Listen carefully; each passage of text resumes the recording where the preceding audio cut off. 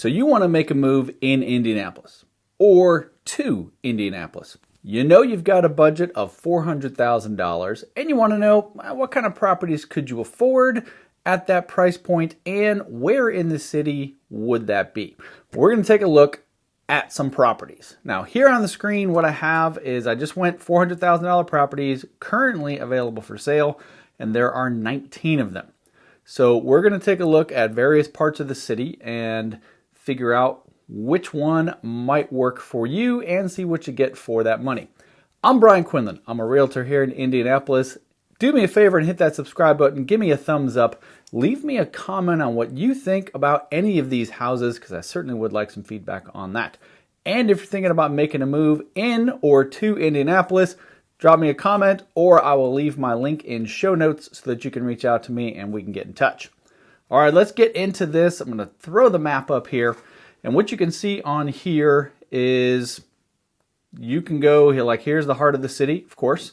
You can go to almost any side except maybe the straight up east side, but you can get way up into the Hamilton County area of Noblesville and even out to Pendleton. You can go straight downtown. You can go down in the Greenwood area or out here to Plainfield by the airport. So we're going to take a look at 4 properties around the Indianapolis area that all, again, are right at $400,000. And we're going to start at Shady Maple Way in Indy, which is technically the south side. That's this one right here. Now, this is still Indianapolis. As you get a little bit farther south, then you get into Greenwood. That would be these properties down here, but this would be Perry Township in Indianapolis. My kids went to school in Perry Township, and certainly a great school district and a nice place to be. So here on Shady Maple Way, Indianapolis, you can see DOM, days on market. This one has been on the market for 8 days.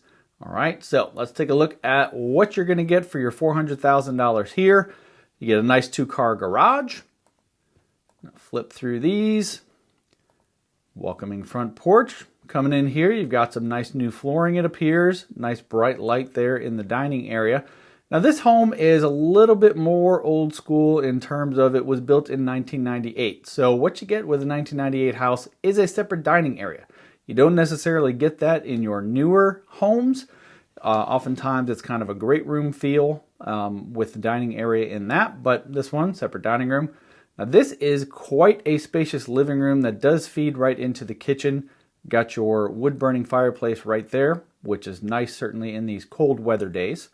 I like the railing going upstairs. That opens it up, makes it a little bit brighter there in the stairway. Now here in the kitchen, built in 1998, you don't have the upgraded countertops that you're going to get in your more modern homes. Keeping in mind this is now a 26-year-old house going on 27. You're not going to get the quartz countertops or the granite or any type of that stone, but it's not your basic off-the-shelf brand at Menards, so not bad. Nice spacious area.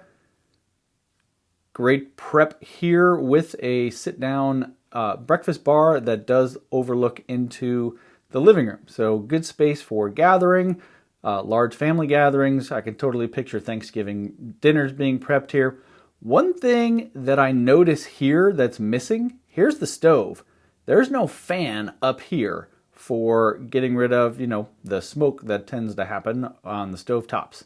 So that could be an issue. You do have your nice flat top range, but you don't have the fan. So when you go to the inspection, I guarantee the home inspector is going to point out the fact that there's no exhaust fan over the stove. They're obviously using this as a dining area, probably a little tight walking around there. And you do have the separate dining room, but I suppose if you don't always want to have to go to that dining room, you have your, they're using a tall dining table here. Extra cabinet space over there is quite nice. Half bath, laundry room. Now this is the primary bedroom. You can see the tray ceiling up there and a ceiling fan. Looks pretty spacious. You have your ensuite bathroom, double sink, a little tight, not a spread out double sink, but still a double sink. You've got the soaking tub here and probably kind of a thin shower there, but still stand-up shower. Don't have to step over a bathtub to get into there. And a vaulted ceiling, which is going to give this a bit more of an airy feel and what looks like a separate toilet closet. This is a lofted area upstairs, more of another living space. Good spot to, throw a desk, get some studying done, throw the kids up there, give them a game room to play in, whatever. Here we have one of the bedrooms. And another one. This one has the nice vaulted ceiling, so it gives a little bit more of an airiness to it. And this would be bedroom number 4 here. Guest bathroom with double sink, always nice when you have multiple kids at home or guests that are staying. And then the backyard, which has the nice electric awning there. That's pretty cool. And probably a mature tree right there, built in 1998, I'm sure. Got some leaves, of course, to rake up, but a decent size slope to the backyard, so probably don't have any flooding issues here at this house. Brick on what appears to be 3 sides of the house, and then siding along the back, and of course your chimney for that fireplace. Nice looking deck here, good spot for gathering, hanging out in the summertime, springtime, whenever you have the nice weather, and of course you have the awning to keep you covered from the sun, sunshade probably. Well, you get a treehouse with it, isn't that helpful? Trampoline probably not included. Interesting. The space or the shape of this backyard comes way back here. You've got a drainage ditch here. So again, good drainage. That's always nice. And a storage shed. And apparently we're back inside checking out the master bedroom again. All right, so that's going to get you south side Indianapolis. By the way, calculating a $400,000 conventional loan, someone putting down 20% so they don't have to pay PMI, all that calculates out. I put in an interest rate of 6.75 because that is close to where we're at about this time. So that monthly payment is going to come out to be about $2,690, give or take, because taxes and insurance, there doesn't appear to be an HOA here, so that's good. So $2,690 a month for that one. All right, so let's move downtown. So there are 2 properties that are straight downtown. This one here is the one that I chose, 1018 Calvary Street. Now you'll notice this one is a duplex. You're not buying both sides. The $400,000 here is literally just one side of this duplex.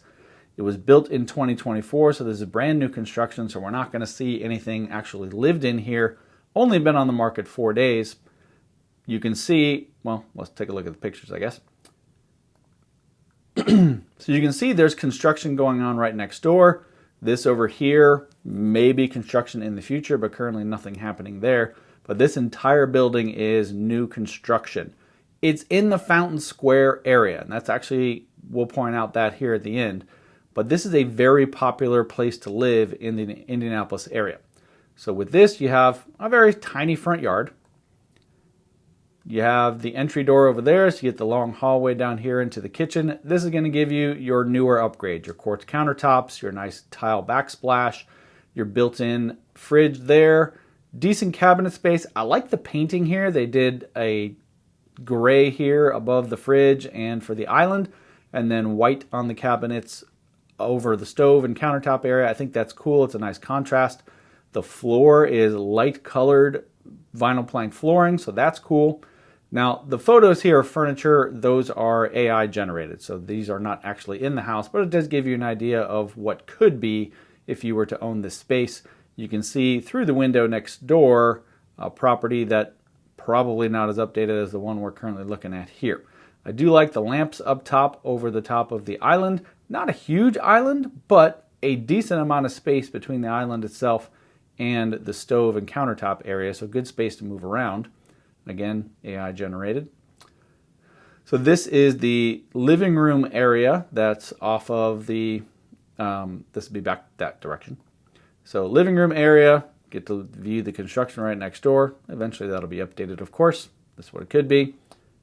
Decent amount of space, though narrow, but you know what, if you don't need a lot of space, not a big deal. Lots of pictures of that. Bathrooms, very nice, tall countertop, quartz countertop there with the vanity drawers underneath. I like the hardware in here, everything matches, that's cool. And again, it's brand new build, so it's not surprising that everything looks pretty solid there. Laundry room, And then we're headed upstairs into the bedroom zone. Now this would be the primary bedroom. Double sink, quartz countertop. Again, I like the gray contrasting with the white on the walls. The tile here is very nice, and the gray goes with the threads in the tile, whatever you want to call it, the veins, I suppose. You have your walk-in closet right there. And then the soaker tub right here with a very thin shower here. So, got to be aware that you may not have much arm space there in the shower. Funny that they put a TV right here above the soaker tub. I do like the window up here. Definitely letting in the natural light right there over the top of the tub, but not intrusive to the point where you need to worry about anybody seeing you when you're in the tub. Here is guest bedroom. And the guest bathroom, only one sink, though not a big deal. I like the subway tile around the tub, and of course the window there in the tub itself, tall enough to where it's not intrusive, letting in the natural light, which is cool. And again, the gray cabinet space. All right, so this house is, again, built in 2024. It's only 1,800 square feet. This one here, though, is maybe more about where it's located, more so than size, right? So this is Fountain Square. Up here, you're going to have, right around the corner, you have Geraldine's Supper Club. You have a lot of bars and restaurants in the areas of Fountain Square. Not far down the way is the Ash and Elm Cider Company. You're not far from Sun King Brewery. So this is a decent location for potentially walking or biking to places nearby in Fountain Square. For me, maybe a downside is the highway right here. I don't think there's any way that you're sitting out here on the veranda and not hearing the highway noise going by. But you know what? If you want to be near the action of Fountain Square, I suppose you let that go. Again, $400,000, putting 20% down so you don't have PMI. Taxes included. Not sure about insurance because that is up to what it is that you get. You're going to be paying about $2,321 or so per month as your mortgage for this particular house. All right, let's go to the northwest side of town. Now, this is a very popular area right now. This is Whitestown. Up here in Whitestown, there is, I believe, a huge Amazon factory being built up there, and it is booming as far as construction goes for new jobs. And so this is a very popular location to be. So we're going to check out this home on Keepsake Drive. Built in 2018, 2,400 square feet. Been on the market for 66 days, so it's been here a while. And it started out at $419,000, has dropped down to $400,000 at this point. But this home, 4 bedrooms, 3 baths, again, 2,400 square feet. Let's check it out. You have your nice 2-car garage. I really like the look of this garage door. Very nice and cozy, I suppose. You have the cool shaker tiles up here to mix in with the brick and the siding. It's got the bump out here, so a 2-car garage with what's probably a 6-foot bump out for extra storage space. That's cool. Fenced in yard. Decent front porch. All right, so you walk in, you have the plank flooring, very clean looking when you come in, and they're using this currently as an office space. It's clearly open, so this could be a dining area, probably not going to be a bedroom. I think your best case scenario here is an office type space. Very bright with the large windows here and even the front door windows. I love the staircase with the spindles here because, again, it adds a little brightness to the staircase. Kitchen, decent. Again, these are the not nearly top of the line. They're probably the, Formica or, basic countertops. It's fine. I do like the white cabinets to go with the brown backsplash that goes in with the flooring. And then, of course, just like the previous house, you have the area here that's painted gray or brown. It's hard for me to tell what that is, but either way, a decent sized kitchen, window over the sink. People do like that. And then feeds right into the dining area right there. I do love that light fixture. Decent size right here. Lots of cabinet space. You got the tall cabinets here. You got cabinets over the fridge. That's pretty cool. You could have, as they do, 2 stools there at the bar, making it a breakfast bar prep area. This feeds right into the living room, so we're talking the typical great room area. Not sure off the top of my head what kind of fireplace that is, but definitely bringing in the heat in the winter time. Nicely decorated here. All right, so this is gathering area off of the garage, so kind of a mudroom feel right here. Not sure if any of this stays. I'm sure the wall stuff does, but not sure if the bench does, but if so, that's nice. Here's one of the guest bedrooms. Check out this bathroom. Guest bathroom, nice walk-in shower, decent countertops there. That's cool. This is the loft upstairs. Again, another area for people to just go hang out, get away from the hustle and bustle of whatever's going on downstairs. Kids' game room, play area, possible homework room, something like that. Definitely a good size. Look at the size of that sectional couch. This gathering area up here is rather large. Here is the main bedroom. Again, you got the tray ceiling there, adding some openness to it with a taller ceiling. Not sure if that's a queen or a king size bed, but it does look like it's a pretty decent space. You got obviously 2 dressers in here, which feeds right into the master bath. Gray cabinets to go with the white walls and the white countertop. Again, I think that's cool. Looks very nice and clean. Stand-up shower with the glass doors, looking right over the soaker tub right there. Garden tub, I suppose. You do have this little spot right there. My wife would like that because she can put her foot on there and shave her legs. But this is a decent bathroom right here. All right, this is another one of the guest bedrooms, I suppose. Kids' bedrooms in this case. Decent size. Guest bath. Looks like they went with 1 sink and a long countertop. Didn't opt for the 2 sinks, which is fine, unless I just can't see the sink. All right, backyard. Fenced in. You do have neighbors that can see over the top of your fence into your backyard. I love this patio. You got the built-in fire pit. You got a seating area right there. Plenty of space to put chairs around, put a patio table and chairs. My only issue with the backyard, I suppose, would be there's not much space out here for kids to play, run around. Not a huge amount of space for like a swing set. Does appear to slope down as well, so it'd be tough to get a swing set out there or a trampoline, something like that. But not everybody wants that. And, you're certainly not going to get a pool into this space. But nice backyard, well maintained, lots of greenery around to make it look nice in the summertime. So definitely a good space. All right, so this, again, up in Whitestown, 2,400 square feet, 4 bedrooms, 3 baths. This one has an HOA. It's $550 a year. And again, 20% down, so no PMI, taxes, insurance, and all that. $2,681 a month would be your mortgage for this one up in Whitestown. All right, last one we're going to check out is over on the west side. This one's near the airport. In fact, it is right by the airport. So if you don't like airport, this may not be the spot for you. This may not be the spot for anybody. I'm actually surprised this thing's $400,000. I mean, look at this. It's 1,300 square feet, built in 1952. It is 3 bedrooms and 1 bath. Now, the key ingredient here is the fact that it is 2 acres. So maybe that puts the price up, okay? It's been on the market for 62 days, has not changed their price in those 62 days.